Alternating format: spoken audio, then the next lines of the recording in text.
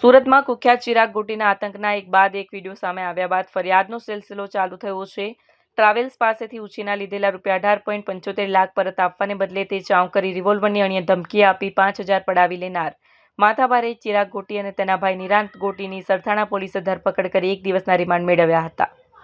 મળતી માહિતી પ્રમાણે ભાગીદારીની કારમાં ડ્રગ્સ મૂકી તેને ફસાવી દેનાર નિંગાણાના ચિરાગ ગોટી દ્વારા લોકો પર અત્યાચારના વિડીયો સામે આવ્યા બાદ તેની વિરુદ્ધ નોંધાવવામાં લાગેલી લાઇન વચ્ચે ઉત્તરાયણ વીઆઈપી સર્કલ પાસે સિલ્વર પેલેસમાં રહેતા મુકેશ જીણા ગજેરા એ ગત શુક્રવારે સરથાણા પોલીસ મથકે ચિરાગ અને તેના ભાઈ નિરાંત તથા સાગરીત યુવરાજ યાદવ વિરુદ્ધ ફરિયાદ નોંધાવી હતી. 2021માં કોરોના કાળ બાદ ચિરાગ ગોટી અને યુવરાજ યાદવ નાણાંની જરૂરિયાત હોવાથી આ ટ્રાવેલ્સ પાસે આવ્યા હતા અને ચિરાગ ગોટીએ 18.75 લાખ તો યુવરાજે 1 લાખ ઉછીના લીધા હતા.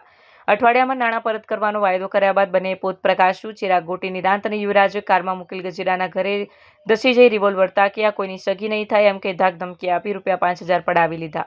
સરથાણા પોલીસે આ મામલે ગોટી બંધુઓનો જેલમાંથી કબજો મેળવી ધરપકડ કર્યા બાદ કોર્ટમાં રિમાન્ડ માંગતા કોર્ટે બંનેને 1 દિવસના રિમાન્ડ આપ્યા હતા.